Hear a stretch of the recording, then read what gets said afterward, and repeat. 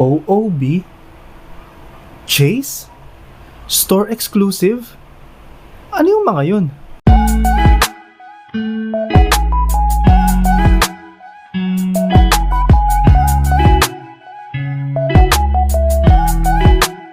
Hi everyone, this is V and welcome back to our YouTube channel for another Funko Pop video. So for today's episode, pag-usapan natin kung ano ba yung mga iba't ibang terminologies na ginagamit sa Funko Pop and sa world of Funko Pop collecting. So especially para sa ating mga newbie na viewers and sa mga nag-start pa lang na mag-collect ng Funko Pop, pag-usapan natin and let's get familiarized kung ano ba yung iba't ibang terminologies na ginagamit sa world of Funko Pop collecting. So let's begin. Alright, so para sa mga newbie natin na nai-introduce pa lang sa world of collecting Funko Pop, so first things first is let's get familiarized muna ano ba yung isang Funko Pop. Well, in this example, this is a Funko Pop. So Funko Pop is a vinyl figure, a toy or a collectible made out of vinyl. So these are bobbleheads, In this example, this is a Spider-Man vinyl figure from Funko Pop, So yan. So ngayon, familiar na tayo ano ba ang isang vinyl figure o isang Funko Pop. So let's begin na. Ano ba yung mga different terminologies na ginagamit sa world of Funko Pop? So first is a common Funko Pop. So ano ba ibig sabihin ng isang common Funko Pop? So here sa example natin, this is a common Funko Pop. So paano siya nasabing common? At ano yung nagdi-determine sa kanya para masabing ito ay isang common Funko Pop? Well, this one is a Champ Funko Pop, At ito ay sinasabing common Funko Pop because usually ang isang common Funko Pop ay matatagpuan mo sa iba't ibang Funko Pop retailer stores sa kanilang mga shelves at hindi siya exclusive, So, ayun, common kasi usually madali siyang makita sa iba't ibang Funko retailer stores. So, that's why it is called a common at wala siyang features or special features, that's why it is called a common. And usually ang common Funko Pop nga ay mass-produced, hindi ganun ka-limited yung number of figures na na-produce sa isang common Funko Pop. Now, second is a exclusive Funko Pop. So, what is an exclusive Funko Pop? So, meron iba't ibang mga klaseng exclusive Funko Pop like con exclusive, a store exclusive Funko Pop, and meron din tayong iba't ibang mga variants na tinatawag na chase. So, let's get an example of a exclusive Funko Pop, Okay. So, this one is a store exclusive Funko Pop. So, this is a Loki with scepter. So, bakit naman siya nasabing isang store exclusive Funko Pop? Well, kasi this specific model or mold of a Funko Pop is exclusive lang siya sa Entertainment Earth store. So, mabibili mo lang siya or mahahanap mo lang siya sa Entertainment Earth. So, that's why, kita nyo, meron siyang sticker indicating na it is an Entertainment Earth exclusive Funko Pop. And usually, yung mga exclusive Funko Pop or mga store exclusive Funko Pop ay may mga special features din. Like in this one, aside sa Entertainment Earth exclusive Funko Pop lang siya, this is also a glow-in-the-dark Funko Pop. It means na may part ng Funko Pop, if not the whole Funko Pop, may part ng Funko Pop kung saan siya ay glow-in-the-dark, So that is a store exclusive Funko Pop. So ngayon, ano naman yung tinatawag na chase variants. So for sure narinig nyo na rin to. Isa to sa mga una nyo maririnig sa collecting ng Funko Pop, which is yung chase variant. So in this example, this is a chase variant Funko Pop. So kitang-kita naman sa sticker, based sa sticker niya na it is a chase limited edition. Now, this is also a Champ, right? At kanina may example ako na isang common Champ Funko Pop. Ngayon, ano ang kinaibahan ng isang chase Funko Pop na Champ versus sa isang common na Champ Funko Pop? Well, usually, kita nyo, kung papansin niyo, parang wala namang pinagkaiba. Sa common, pareho lang. Si Champ nakapost ng pamboxing and sa chase, ganun din. Ngayon, what is the difference between a common and a chase? So usually, sa isang chase variant, meron itong mga special features, no, na wala sa isang common. So sometimes iba yung pose ng common versus sa chase, and sometimes iba din naman yung paint job, no? Pwedeng nakaibang costume from the common, iba yung costume na suot na isang chase variant. But in this one, ang pinagkaiba nila is the paint job, no? Sa common, medyo parang matte or dull yung color na yung paint job ni Champ. Well, in this one, sa chase variant, I'm not sure if nakikita sa camera, pero yung paint na ginamit kay Champ dito is a metallic one. So meaning shiny yung paint job ni Champ. So metallic yung pinakaiba na isang chase Champ versus sa isang common na Champ Funko Pop.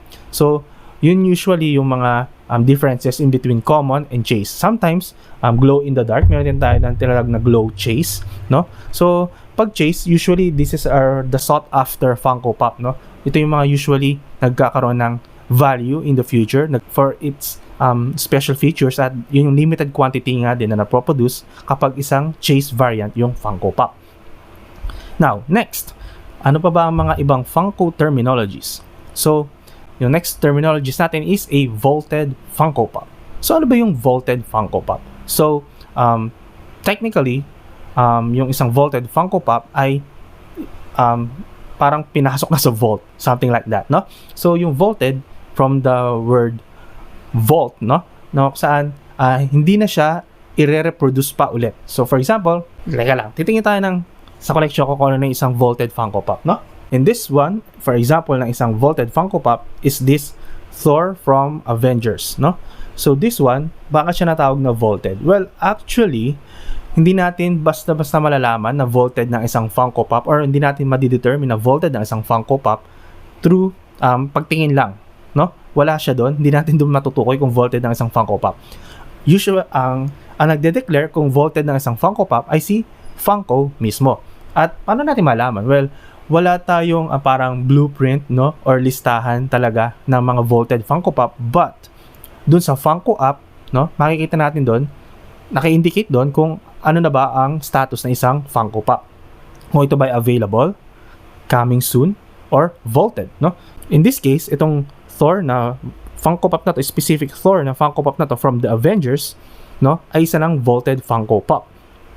At makikita nyo to pag chinik nyo sa Funko app, no? So mag-share ako dito maybe ng screenshot, no, para makita nyo kung ano ba yung kung saang part ng Funko app makikita kung vaulted na ba ang isang Funko Pop.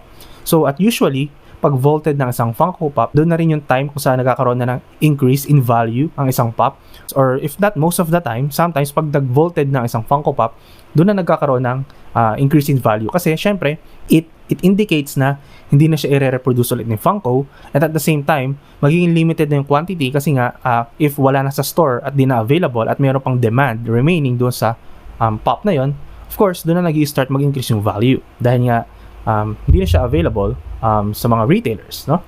So next is yung box condition, no? So sa box condition meron tayong tinatawag na mint, near mint, and of course box damage, no? So yung mint condition, usually ito ay nagre-refer sa condition ng box ng isang Funko Pop or yung Funko Pop mismo. So sa karamihan ng mga collectors, important, especially mga not out of box or NOOB collectors, no? Importante sa kanila yung condition ng isang box, no?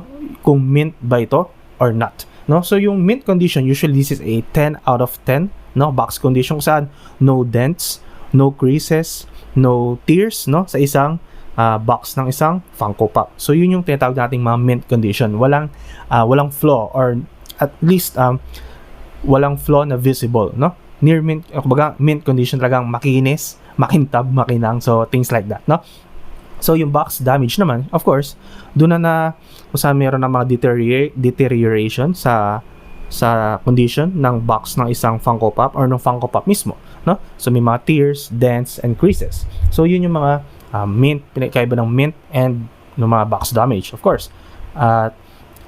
Next terminologies, like nung na-mention ko na, is NOOB or never out of box, and OOB or out of box, no? So for out of box naman, kung saan yung Funko Pop is tinitake out of the box ng mga collectors para i-display nila, no? Mas ina-appreciate nila yung ganda, yung beauty ng Funko Pop kapag naka out of box or nakaalis dito sa kahon, no? Mas gusto nilang naka-display yung pop nila or kino-collect yung kanilang mga Funko out of box, no?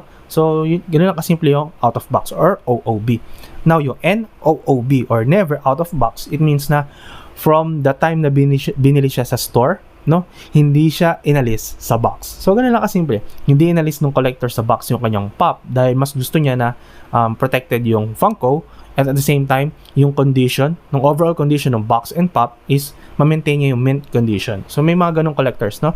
So, talagang iba't iba yung klase ng mga collectors na meron sa Funko Pop, no? So, walang one size fits all, no?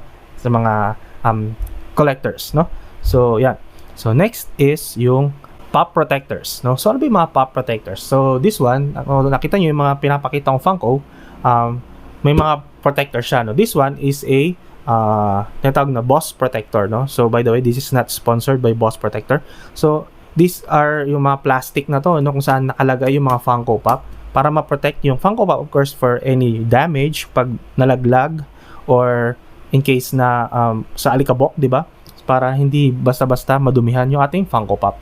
Meron din tayong tinatawag na mga hard stack or mga hard case na Funko Pop. Usually, these are yung mga acrylic case, no? Like in this one, yung ating Voltes 5 signed Funko Pop. So, makita nyo, nasa acrylic case siya, nasa hard case para syempre, ito yung para sa mga, usually ginagamit yung mga ganito para sa mga grails, no, ng mga collectors. Also, yung mga personal grails ng mga collectors na binavalue nila ng gusto, mayroong mga sentimental value or literal na mataas yung value ng mga Funko Pop nila. So, gumagamit sila ng mga hard case to protect and preserve their collection ng Funko Pop, no? Yeah, I guess that's it for this episode, no? Hopefully, na may mga natutunan kayo sa mga different terminologies na ginagamit natin sa Funko Pop collecting, and sa mga newbies, hopefully nakatulong to at mas lalo magkaroon ng trigger sa inyo, no, na mag-start na rin mag-collect sa Funko Pop, pumasok na sa world of collecting Funko Pop, and hopefully na-enjoy nyo itong ating short video. And by the way, if you haven't subscribed yet to our YouTube channel, please subscribe to our YouTube channel and hit that like button and leave a comment down below kung ano ba ang tingin nyo dito sa naging discussion natin in this episode of different terminologies of Funko Pop. Again, this is V and see you on the next unboxing.